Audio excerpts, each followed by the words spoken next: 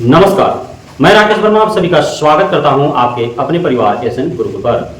बिहार के शिक्षा विभाग के अपर मुख्य सचिव डॉक्टर एस सिद्धार्थ एवं शिक्षा मंत्री सुनील कुमार के द्वारा लगातार शिक्षक अभ्यर्थियों एवं नवनियुक्त शिक्षक शिक्षिकाओं, साथ ही नियोजित शिक्षक शिक्षिकाएं एवं पुराने जिस भी कैडर के शिक्षक शिक्षिकाएं हैं, सभी को हसीन सपने दिखाते रहे हैं। एक नहीं बल्कि कई दफा सड़क से सदन तक किसी भी बयान में आप यदि सुनेंगे, देखेंगे तो आप यही पाएंगे कि आगामी शिक्षक भर्ती 1.5 लाख से अत्यधिक रिक्तियों पर आने वाली है।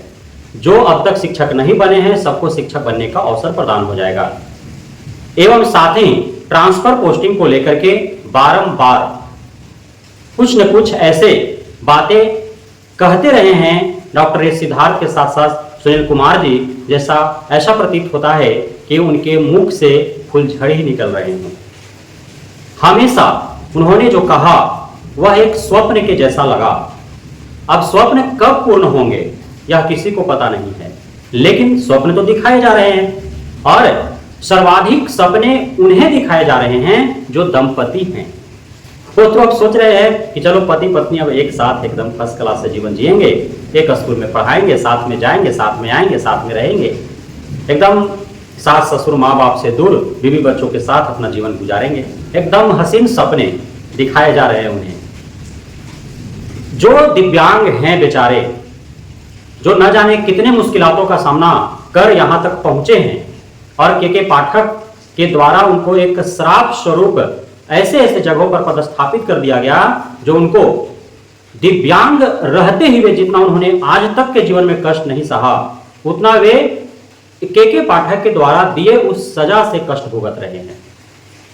महिलाएं जितना उन्होंने अब तक इस हवसी समाज, इस स्वार्थी समाज, पुरुष प्रधान समाज, इस पितृसत्तात्मक समाज के कारण उन्होंने दंश अब तक नहीं झेला है। पिछले 6 महीना 4 महीना में उन्होंने जिस प्रकार से के पाठक के द्वारा पदस्थापित किया गया, उतना कष्ट उन्होंने झेला और आज भी झेल रहे हैं। जो सिंगल पेरेंट्स हैं उनका दर्द उतना सेपरेट होने में या फिर जब उन्होंने अपना साथी को खोया उस समय नहीं हुआ होगा जितना कि उन्होंने दर्द पिछले कुछ दिनों में सहा है के पाठक के कारण गलत तरीके से पदस्थापित करने की वजह से।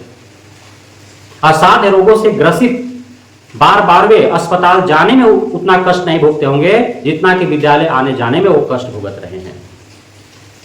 और इन्हें बारंबार सिर्फ स्वप्न दिखाए जा रहे हैं कि जो रिपोर्ट तैयार करने हेतु कमेटी बैठी थी, वो कमेटी रिपोर्ट तैयार कर चुकी है, बस फाइनल स्टेज में है, शिक्षा विभाग के पास पहुंच चुकी है, कई दौर के आला कमानों का बैठक चल रहे हैं, बात विमर्श राय विचार हो रहे हैं।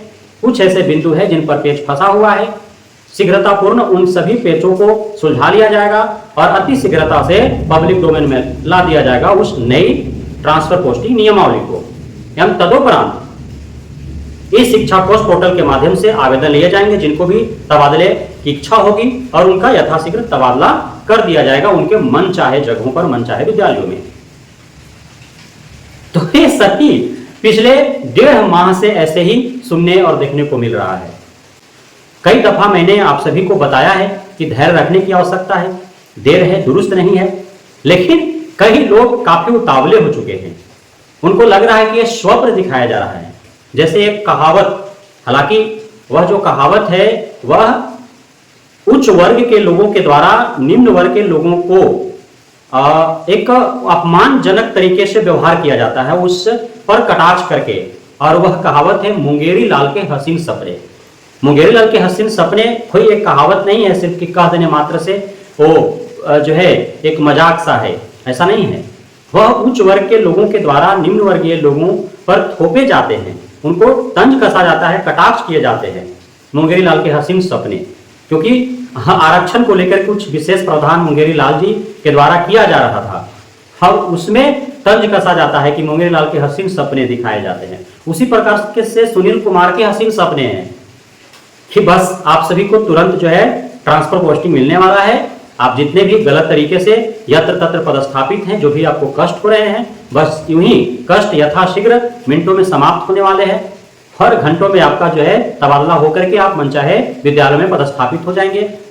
एवं जिनका अब तक टीआरई 1 2 3 से नहीं हो पाया है, आगामी टीआरई 4.0 में 1.5 लाख से भी अत्यधिक रिक्तियों पर भर्ती आ रही है। तो धैर्य रखें, आप घबराए नहीं, और आपका सभी का जो है शिक्षक के तौर पर नौकरी दे दिए जाएंगे। तो ये जो हसीन सपने दिखाए जा रहे हैं, इसके पीछे कुछ लॉबी है शिक्षा विभाग का, शिक्षा मंत्रालय का, क्योंकि कई ऐसे कुरीतियां हैं, कई ऐसे खामियां हैं पिछले के भर्तियों में, जिसे लेकर के छात्र छात्राएं कभी भी उग्र हो सकते हैं। तो उनको शिथिल और शांत रखने के लिए इस प्रकार के सुनील कुमार के द्वारा हसीन सपने दिखाए जा रहे हैं कि आप सप्लीमेंट्री रिजल्ट की डिमांड मत करो, आप वेटिंग लिस्ट का डिमांड मत करो। जिस प्रकार से हो रहे हैं होने दो। आप टीआरई 3.0 में लेट लतीफ को लेकर के और आंदोलन करने का विचार मत उत्पन्न करो। ट्रांसफर पोस्टिंग को लेकर के आप अत्यधिक उतावला मत दिखाओ। आप उसके लिए आप कोई कैंपेन मत चलाओ, कोई विरोध प्रदर्शन हेतु उतारू मत हो। इसलिए रोजाना विभिन्न न्यूज चैनलों के माध्यम से कोई ना कोई बयान जारी कर दिया जाता है, जो समाचार पत्रों में छापे जाते हैं, न्यूज चैनलों के माध्यम से दिखाए जाते हैं, और फिर हम और आप संतुष्टि के साथ थोड़े और इंतजार करने पर मजबूर हो जाते हैं कि अब ये तो बयान दिए थे सुनील कुमार जी शिक्षा मंत्री साहब कि बस जल्द हो जाएगा। एससीएस साहब अभी तो बोले कि जल्द हो जाएगा। कभी एससीएस साहब बोल देंगे एक हफ्ता के बाद, फिर शिक्षा मंत्री साहब बोल देंगे, कभी सदन से बोल देंगे, कभी प्रेस कॉन्फ्रेंस करके बोल देंगे, कभी पर्सनल इंटरव्यू में बोल देंगे, ताकि यूं वे इसी में जो है लटपटाए रहें, अन्य किसी प्रकार से कोई उग्रता पूर्ण तरीके से धरना प्रदर्शन आंदोलन हेतु विचार न बनाए, कहीं कोई कैंपेन न चलाए। जब करना होगा कर देंगे। हालांकि यह भी सत्य है कि न्यू ट्रांसफर पोस्टिंग पॉलिसी अंतिम पायदान पर है, कुछ पेच है जिसको सुलझाने का अथक प्रयास किया जा रहा है, और बेहद जल्द आपके खिदमत में वो पेश भी हो जाएंगे। साथ ही जो आगामी शिक्षक भर्ती आने वाली है, क्योंकि जो आंकड़े आ रहे हैं अभी शिक्षक का जो पद है वह 2.5 लाख के आसपास रिक्त है, जिसे विधानसभा चुनाव से पूर्व 2 अलग अलग चरणों में भरने का प्रयास किया जाएगा। तो आगामी 2 शिक्षक भर्ती आपको बड़ी संख्या में देखने को अवश्य ही मिलेंगे। तो जो भी अभी डीएलएड बीएड वगैरह कर रहे हैं या जो कर बैठे हुए हैं, अर्थात जो ये टीआरई 4.0 और 5.0 दोनों में सम्मिलित होने हेतु योग्य हो जाएंगे, तो उनके लिए काफी आसान है बिहार में शिक्षक या शिक्षिका बन पाना। लेकिन विधानसभा चुनाव के बाद फिर सच में एक स्वप्न हो जाएगा, बिहार में सिर्फ शिक्षक ही नहीं बल्कि किसी भी भाग में सरकारी नौकरी पाने के लिए विधानसभा चुनाव के बाद स्वप्न सा प्रतीत होगा। और आपको माननीय मुख्यमंत्री जी के भी द्वारा स्वप्न दिखाए जा रहे हैं 12 लाख सरकारी नौकरियां एवं रोजगार देने हेतु। अब विधानसभा चुनाव का महज 1.5 वर्ष ही शेष बचे हैं।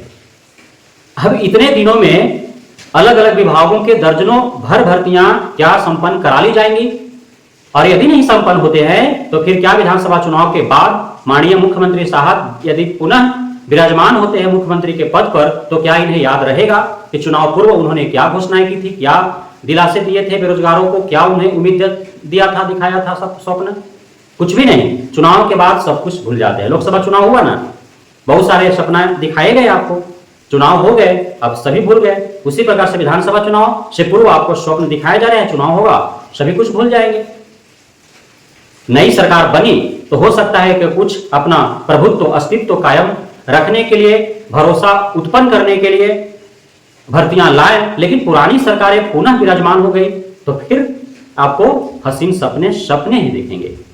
बहुत बहुत धन्यवाद आप सभी साथियों का हमारे साथ जुड़े रहने के लिए, बनने के लिए, मित्रता प्यार देने के लिए, भरोसा बनाए रखने के लिए।